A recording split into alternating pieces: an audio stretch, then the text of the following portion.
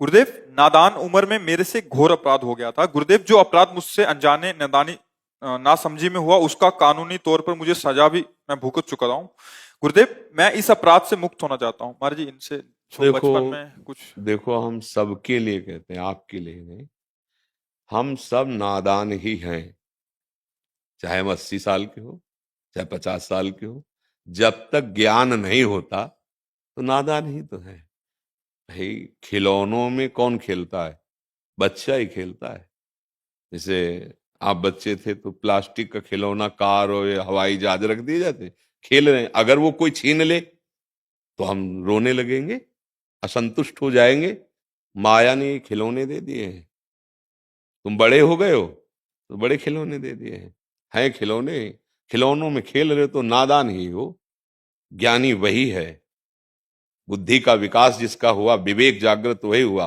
होए विवेक, मोह भ्रम भागा, तब सब विषय विलास विरागा।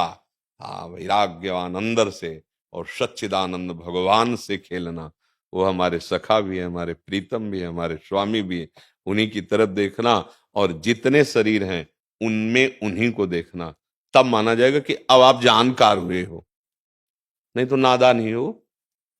माया जादूगरनी ने तुम्हारी दृष्टि को, तुम्हारी बुद्धि को अधीन कर रखा है। फेंकती जा रही प्रलोभन, और आप भोगते जा रहे हो, लग रहा है बड़ा सुखी है। पर ये भूत के लड्डू हैं, कभी तृप्ति होगी ही नहीं। हुई आज तक तृप्ति? कौन सा भोग नहीं भोगा है? क्या नहीं देखा है? ऐसा लगा कि अब कछु नाथ न चाहे मोरे, ऐसा आया, मतलब झूठा। और एक बार आप सत्य सच्चिदानंद भगवान का आश्रय लेकर भजन करके देखें तो आपको परम सुख मिलेगा। तो गलती होगी ही नहीं। जब घर में अच्छा खाने को मिले तो बाहर भटकने की बात खत्म हो जाएगी। यहाँ जब परमानंद स्वरूप भगवान का आनंद मिलता है ना, तो ये गंदे आचरण, हिंसा, द्वेष, ये सब नष्ट हो जाता है। तो देखो, हम सबसे गलती होती है, पूरी सृष्टि। अगर हम ईमानदारी से ये बात स्वीकार करें कि अब तक गलती हुई, आज से चाहे मर जाऊं पर गलती नहीं करूंगा, अब लो नसानी, अब ना न सही हो, और भगवान की शरण में हो जाओ, तो भगवान कह रहे कोटि विप्र बद लागे जाहू, आए शरण तजो नहीं ताहू। पर इसका मतलब ये नहीं है कि आप पाप वर्तमान में करते रहे हो, कहें भगवान की मैं शरण में हूं। यहां धोखेबाजी नहीं चलती। अब तक किया, अब उलट जाओ, अब नहीं हो। अब चाहे मार दिया जाए पर मैं गलत नहीं करूंगा। तो भगवान इतने कृपालु हैं कि अहम तो हम सर्व पापेभ्यो मोक्षयिष्यामि मा शुचा।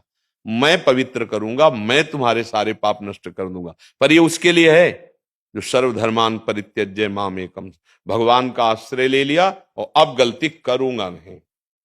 तब, अब जैसे नाम से पाप नष्ट होते हैं, पर कोई इसका ऐसे प्रयोग करे कि सुबह से शाम तक हमको मनमानी पापाचरण करे, और शाम के ये नामापराध है और तुम्हारी दुर्गति करेगा ये, तुम्हें जितने पाप सब जुड़ जाएंगे। और ये बात आ गई कि मुझसे भूल से बहुत गलतियां हो गई, प्रभु आज सत्संग सुना और मैंने जाना कि ये नहीं करना चाहिए, अब नहीं करूंगा। और नाम जब शुरू, सब पाप नष्ट हो जाएंगे। नाम संकीर्तनम यस्य सर्व पाप प्रणाशनम। चाहे जितना गंदी बात हो गई हो, अब सुधार कर लें। और अगर हम करते जाएं और फिर ये, तो फिर नहीं। ये नाम जब, ये भगवत मार्ग, ये पापों को बढ़ावा देने के लिए नहीं है। ये यहां से शुरुआत होता है। अब लो न शादी, अब नान से हो। अभी तक गलती हुई प्रभु, अब गलती नहीं। तभी सत्संग से ही सबका परमार्थ शुरू होता है।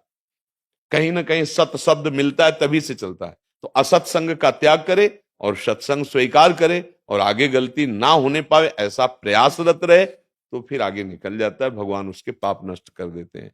हमें तो यही लगता है कि हम सब नादान ही हैं। जब तक ज्ञान न हो, जब तक भगवान का साक्षात्कार न हो, तो इतनी जादूगरनी भगवान की माया है कि बड़े बड़ों को भुलावे पे डाल देती है। हम लोग नादान ही हैं जब तक शुद्ध ज्ञान ना हो जाए, भगवत प्राप्ति ना हो जाए। फिर जो विषयों में लगे हो तो बिल्कुल अभी समझो घुटने के बल चलने वाले बच्चे हैं। उनको तो पता ही नहीं है कि हम कहाँ अपने जीवन, अमूल्य जीवन को नष्ट कर रहे हैं। भगवान का आश्रय, उनका नाम जप, ये सर्व पापों का नाश करने वाला है। पर हम जो किया वो आगे नहीं करेंगे ऐसे नियम स्वीकार करने से। भगवान पावन कर देंगे। समझ पा रहे हैं आप?